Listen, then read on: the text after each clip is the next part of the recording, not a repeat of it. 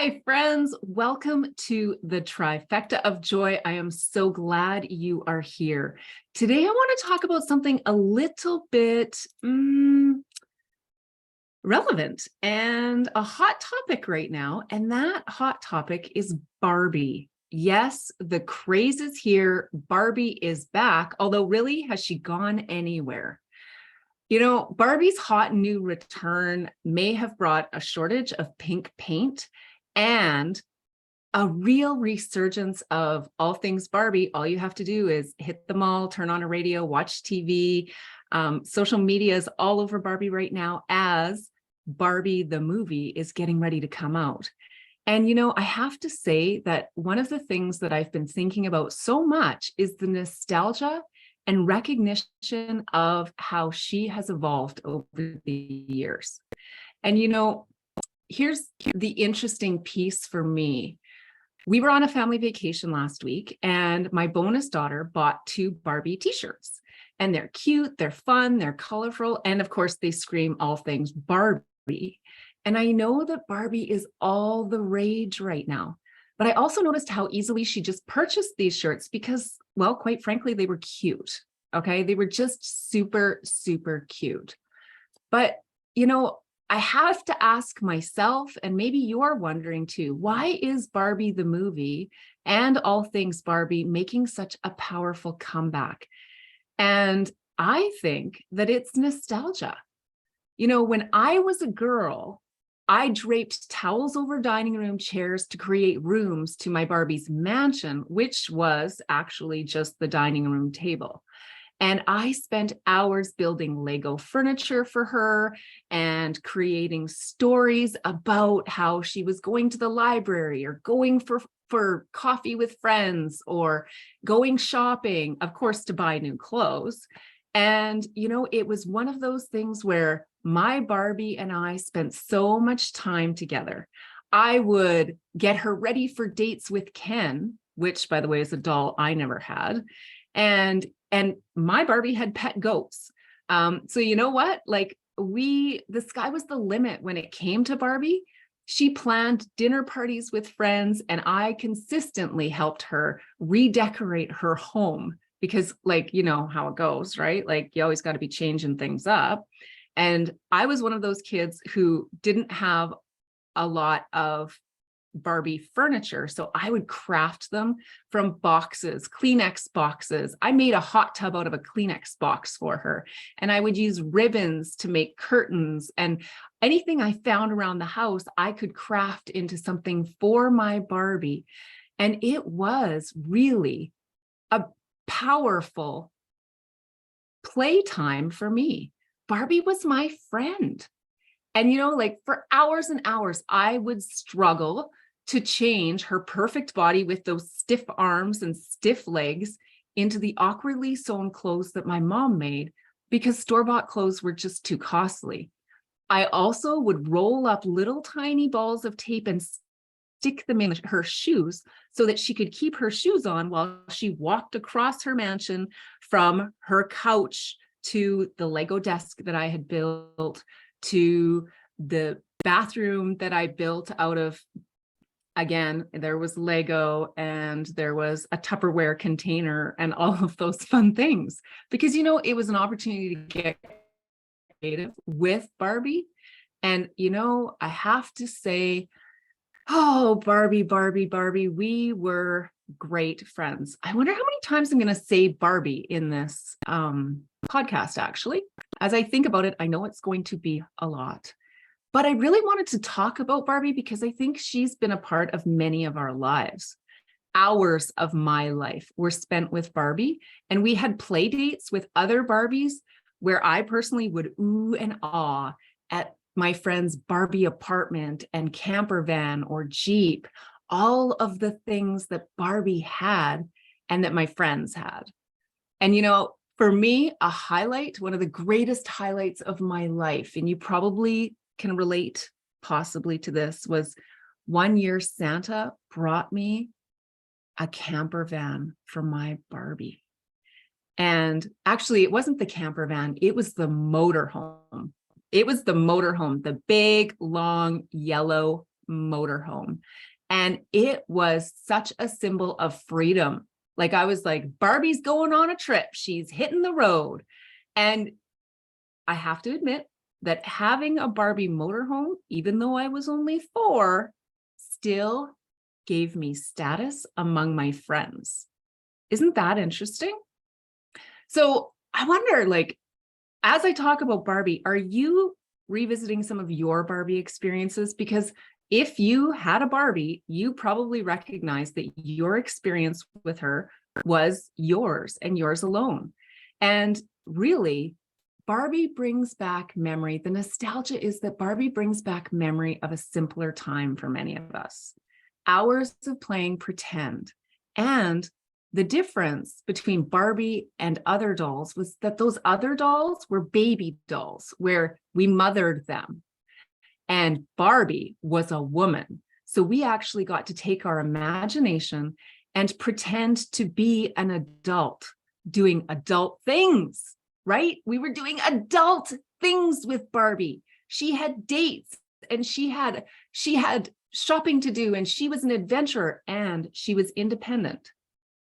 Ken was her platonic boyfriend, not her husband. She was doing all of it herself.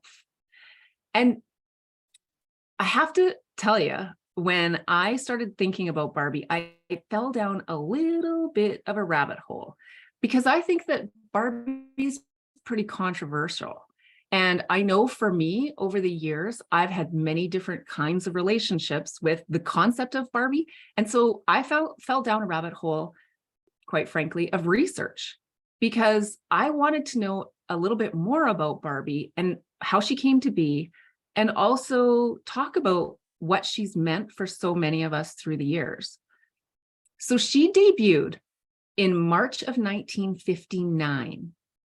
And since then, she's brought, let's be real, she's brought both positive and negative reactions through the years. She's been a hot topic between mothers, within the feminist movement, and in childcare settings. I remember a time when people were saying Barbie didn't belong in a daycare because of her body. But baby dolls did. So isn't that interesting? So, I just thought, let's talk about Barbie, because Barbie the movie's coming out and I wonder if you're going to see it. I know that I will see it. I've watched the trailer, and the trailer, quite frankly, made me laugh. They said, if you hate Barbie, this movie is for you. If you love Barbie, this movie is for you. And quite frankly, when I watched the trailer, I laughed and I thought, yep, it's going to be kitschy, but you know what? There's a nostalgia piece to it, and it's a lot of pink. Pink's my favorite color. But I know it's a lot of pink, and I'm not one who would, for example, puke pink throughout my house. But Barbie's back. Barbie the movie is coming out, and I want to talk a little bit about some of the controversy around her, because there's been a bit. So the most significant controversy has always been around Barbie's appearance. She has a tiny waist, enormous breasts, and it is estimated that if she were a real woman, her measurements would be 36, 18, 38. And her human shoe size would be, are you ready for this? 3. Now, think about those Barbie feet.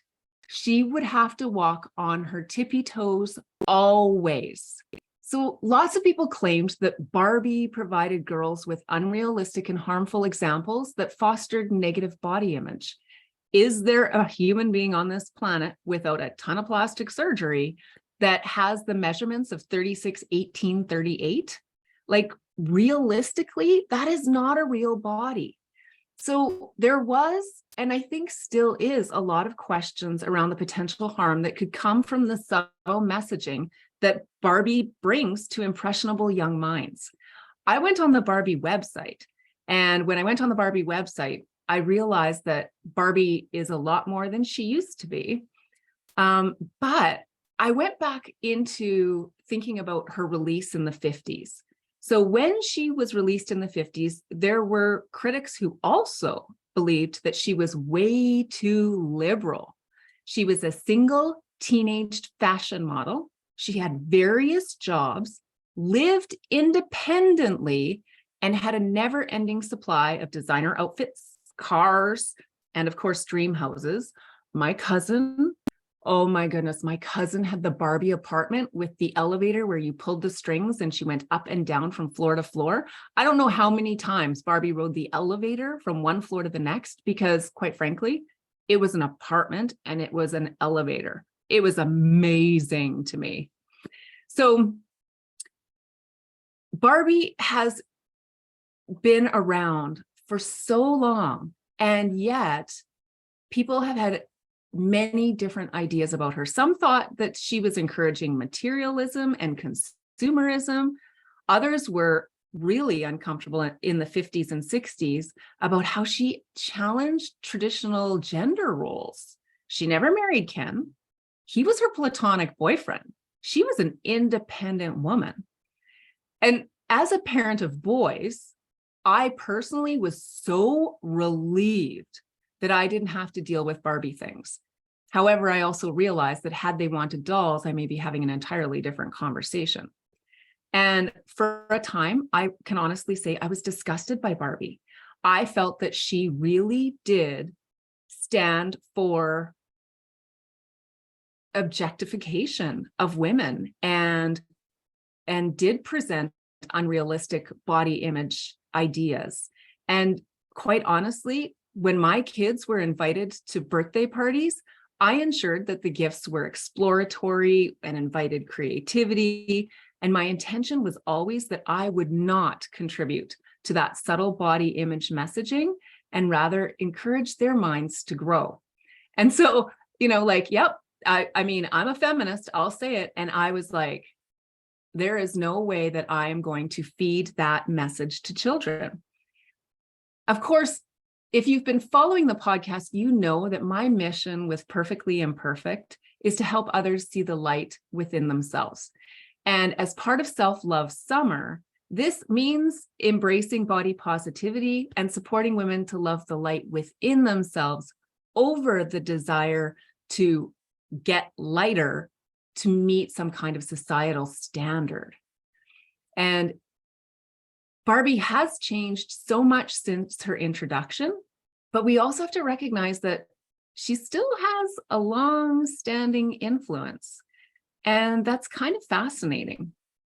So I have to ask you, do you remember the song Barbie Girl by the Danish band Aqua? So if we rewind all the way back to 1997, Aqua released Barbie Girl. And the lyrics include, I'm a Barbie girl in the Barbie world. Life is plastic. It's fantastic. You can brush my hair, undress me everywhere. Imagination. Life is your creation. Okay, I'm going to stop singing. But I really want you to know this. If you listen to those lyrics, my friend, she's also described as a bimbo. The lyrics are, I'm a blonde bimbo girl in a fantasy world. And I got to tell you, when I started digging, are you ready for this?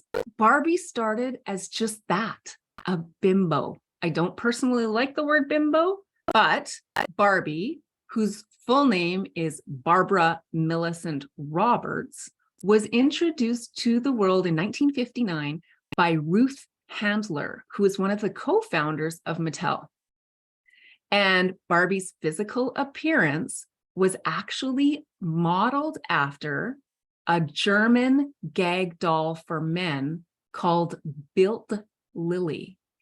And Bild Lily was a risque gift for men based upon a German newspaper cartoon character. She was actually built to have that bimbo body.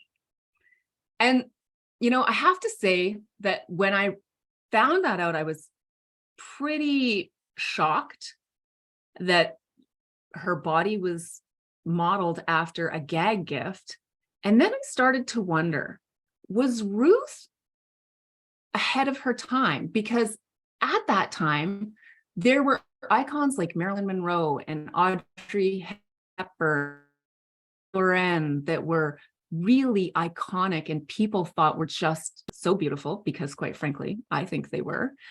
So is it possible that Ruth Handler realized that the world would embrace the image of Barbie because she kind of aligned with those icons, and yet decided to give a slightly different message, that a woman could have it all on her own without a man to provide her with a home, possessions, or influence her career options? Maybe, just maybe, Ruth was a crusader for change in a less overt way. Interesting. So the question becomes, how is it that 64 years later, Barbie remains an icon? Well, it comes down to this. She evolved. Barbie now represents 35 skin tones, 97 hairstyles, and 9 body types. She's had over 200 jobs. And as I was doing some research, I found some less common jobs that she's had, including chicken farmer, dentist, UNICEF ambassador, Air Force pilot, zoologist, Olympic athlete, and renewable energy engineer. She is a girl who has done a lot. And of course, always looked fabulous doing it. She's also evolved to represent differently abled people too. There's a Barbie in a wheelchair. There's a Barbie with a prosthetic leg. And one of my favorites that I've seen is Barbie with Down syndrome.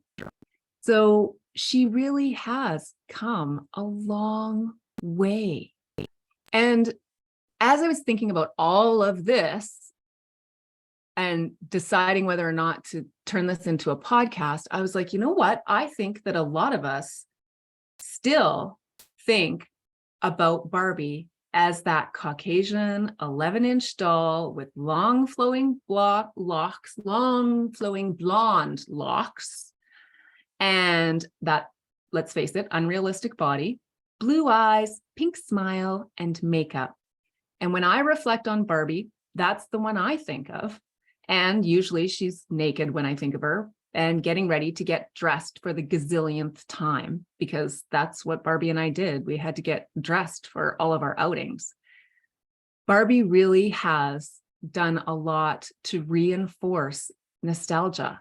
And this movie, I think, is going to be a huge hit because it does reinforce the nostalgia for so many of us.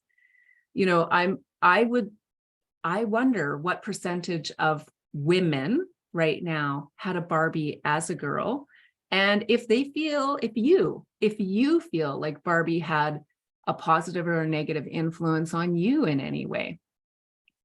The Barbie movie trailer, you got to watch the Barbie movie trailer. The Barbie movie trailer, it appears to kind of poke fun at that plastic world. And there's one part where it says, "This is the best day ever. And so was yesterday, and so is tomorrow, and every day from now until forever." And I laughed so hard, because wouldn't it be amazing if every day was the best day ever and nothing ever seemed to go to shit? But reality is that things do go to shit. And from the trailer, from what I can tell, Barbie gets this opportunity, if you will, to go to the real world, leaving behind her pumps and exchanging them for some Birkenstocks, where life is no longer fantastic and plastic. And it looks like she has some adventures and lessons that she learns along the way. And I'm actually kind of interested to find out what she encounters in the real world that's so different from that plastic world. Any way you look at it, my friend, Barbie is a powerhouse. She really is. Yes, absolutely. Mattel, the company who created Barbie, is the marketing powerhouse and the creation powerhouse. But let's think about the complex icon that Barbie herself is. She has provided many hours of play to children, many, many hours of sewing to many mothers, and many conversations about her messages and impact over the years. I remember having a conversation with a friend when I was in my early 20s, talking about how Barbie encouraged anorexia. That was the conversation I had with a friend. She was like, Barbie is abhorrent. She encourages anorexia. She encourages eating disorders. She does not embody health. And so it's really fascinating, I guess, to me, because Barbie has evolved over the times, and she likely will continue to, but most of us still think of that blonde bombshell, if you will. And of course, in Barbie the movie, what do we have? A blonde bombshell playing Barbie with much more realistic measurements, thank goodness. But we can't negate the fact that for some of us, Barbie still has a special place in our hearts. And I can say that Barbie has a special place in my heart because of that nostalgia, because of the memories, because I can remember some of those amazing play dates. I remember getting that motorhome and being elated at the age of 4 to have the Barbie motorhome. And I remember draping the towels and blankets over chairs and over the couch and creating tents and all of the things that I could do. I found little sticks and I made a campfire for her. All the little creative things that I did to create a world that Barbie lived in, and the opportunity to play adult and to experiment with being an adult with my Barbie. So whether you're a Barbie lover or loather, I think we have to recognize that Barbie is here to stay. And I want to ask you, are you a Barbie girl? What significance, if any, has Barbie played in your life? Perhaps revisit some memories or consider what messages you think she sends. It's an opportunity to have conversations with the young women in your life, the women in your life, the men in your life, and your friends who have played with Barbie too, because we have a history that brings us to that nostalgic place. And I think we need to talk a little bit about how we feel about what Barbie represents or has represented, and how she has evolved over the years and where she is now. Barbie. I wonder how many times I've said Barbie in this podcast. As someone who really, truly wants to nurture the self-love rebel in you, my invitation is to reflect on Barbie. Think about whether you're going to watch the movie or not. And also remember that one of the things that is a beautiful piece of life, for better or for worse, is that nostalgia. And that's why Barbie comes back so strong, is because there is a nostalgic element where we remember the beautiful moments and memories that our playtime brought to us and for us. My friend, this is a short one.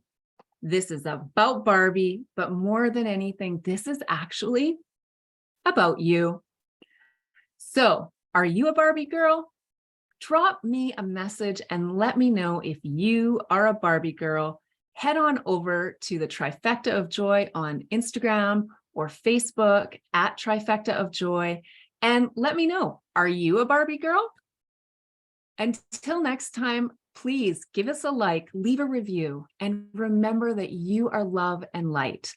You are perfect exactly as you are, and a Barbie girl can be any shape, any size, any color, and any level of happiness and independence that she chooses. From my heart to yours, with so much love. Thanks for tuning in, and I'll talk to you soon. Mwah!